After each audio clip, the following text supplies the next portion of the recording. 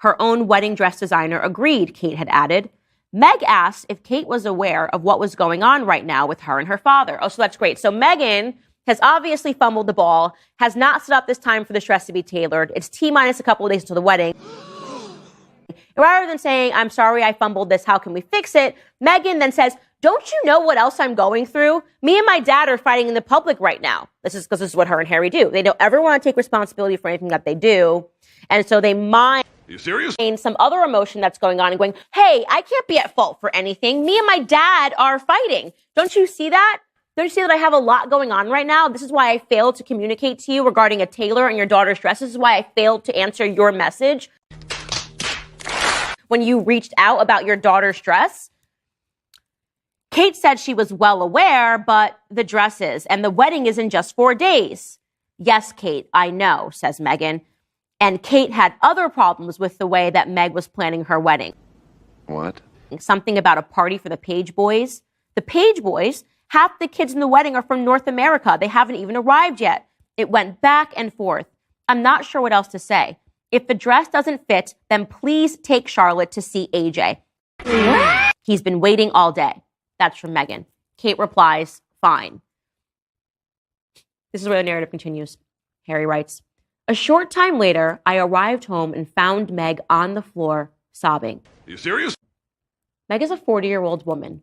Why is Meg on the floor sobbing after having a back-forth text message with her to-be sister-in-law about a dress? Why?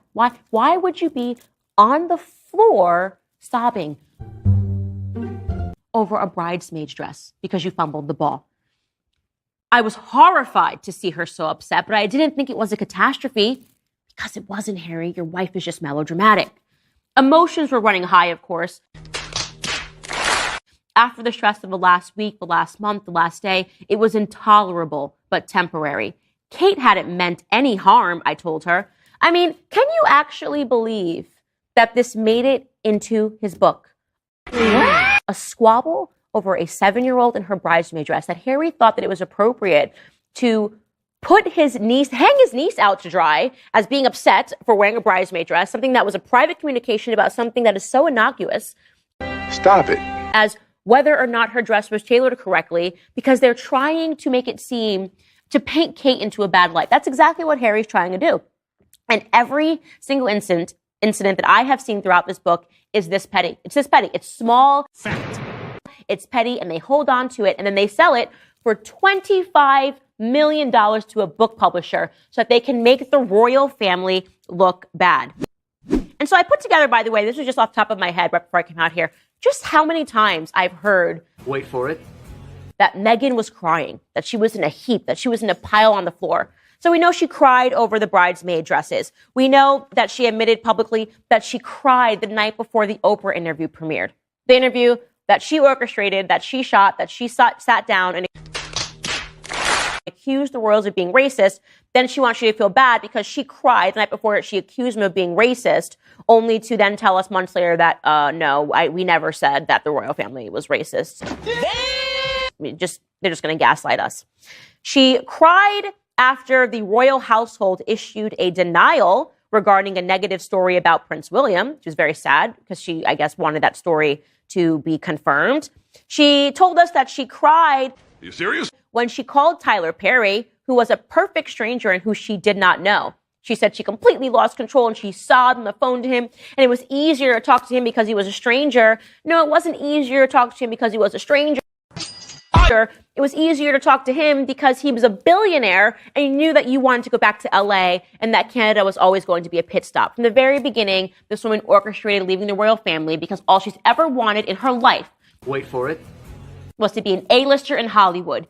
She did not have the talent to become an A-lister in Hollywood. She was relegated to a D-list actress spot on a show called Suits that nobody in America had seen, but apparently, which Prince Harry lets us here it comes. No, Kate and William were fans of, right? And so in order to get what she wanted, she called Tyler Perry and said, and Tyler Perry offered her his home, which is in Hollywood. And that is where she went, and that is how she left Canada, claiming that it was for privacy reasons, when in reality, it's because this woman wants to be famous, desperately wants to be famous on her own terms. But let's keep going. She cried for Tyler Perry on the phone. She cried, don't forget, when she landed in America after their freedom flight. You know, they just record every moment of their lives, not because they're planning to have a Netflix docuseries and to sell their family down the river for $100 million. Are you serious? Because that's just normal. They always just capture moments of themselves. And she said when she landed, she ran into some person's arms and said, I really tried for 2 years to fit into this family before I realized I didn't want to be here. Stop it. And that was from the very beginning because you were never planning on serving the British public. You are an American through and through who wants to climb the ladder. She says, she goes on in this book and details, Prince Harry details, how he had a call with his brother that was on speakerphone. She was not meant to hear it. She overhears it. And then she has tears in her eyes and she's holding her pregnant belly. I actually want to read it because it's such an absurd sentence. Wait for it. That he managed to put together that is worthy of reading. He said, Willie was being so loud, even with the speaker off, she could still hear. So pardon, the speaker was off. The tears in her eyes glistened in the spring sunshine. Woo! I started to say something, but she stopped. Shook her head. Holding her stomach, she turned and walked back to the house. Yep. So it's another time that she cried, a call with Will. Okay.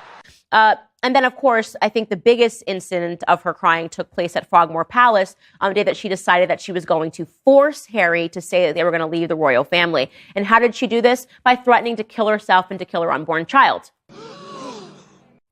And then she tries to tell us this was Harry's idea to leave the royal family. No, it was Harry's idea that you seeded into his mind intentionally by claiming that you were just about to kill yourself and your unborn child. That doesn't make sense. It is completely psychopathic for a person to hold their stomach and say, I want to end my life because I'm so miserable here. Of course, she is expecting that in response, Harry will say, let's leave the UK. And that's exactly what he did. And I want to Hey, y'all, come look at this. read that passage from his book. So here is Harry detailing that suicidal, I guess you would call it suicidal and homicidal discussion that she had. She was homicidal and suicidal. She was going to kill her baby and kill herself. So she's a homicidal, suicidal maniac is what she actually is in this passage. He says, I walked home from the office and found Meg sitting on the stairs. She was sobbing uncontrollably. My love, what's happened? I thought for sure we'd lost the baby. I went to her on my knees. She choked out that she didn't want to do this anymore. What? Do what? Live. I didn't catch her meaning at first. I didn't understand. Maybe didn't want to understand. My mind just didn't want to process the words. It's all so painful, she was saying. What is? To be hated like this. For what? What had she done? She asked. She really wanted to know. What sin had she committed to deserve this kind of treatment?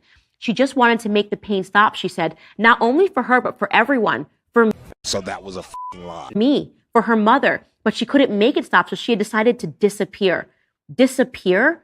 Without her, she said, all the press would just go away. And then I wouldn't have to live like this. Our unborn child would never have to live like this. What? No! God, please, no! So if she kills the baby won't have to live through bad press. That's what she's saying to her husband as she's crying, right? If I kill our child, then our child won't have to read all of the bad press. It's so clear, she kept saying. It's so clear. Stop it. I just have to stop breathing, stop being. This exists because I exist. I begged her not to talk like that. I promised her that we'd get through it and that we'd find a way. In the meantime, we'd find her the help she needed. I asked her to be strong and to hang on. And that, my friends, is the point in this book where Meghan orchestrates manipulating him to leave the royal family. And he can't see it because he's thick, as we've learned throughout this entire book. That doesn't make sense. He's very thick and he believes everything that she says. He believes every time she cries, every time he finds her in the heap on the floor sobbing over mundane things like bridesmaid dresses. He really believes that she's a person that's in pain. No, this